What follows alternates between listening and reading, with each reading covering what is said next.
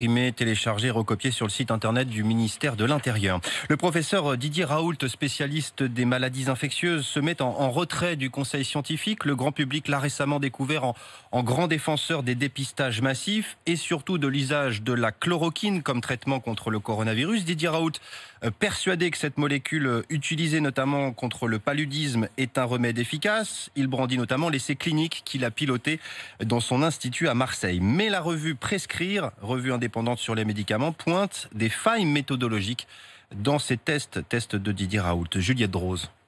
Oui, première faiblesse de cet essai clinique, l'échantillon choisi est trop petit, 26 patients seulement. C'est inhabituel, pointe l'un des auteurs. 2 patients ont par ailleurs abandonné en cours de route. Deuxième limite, le protocole de recrutement des patients ne serait pas assez fiable. Pour tester une molécule, il faut 2 groupes de patients au profil similaire. L'un reçoit le traitement, l'autre non. Les scientifiques comparent les résultats.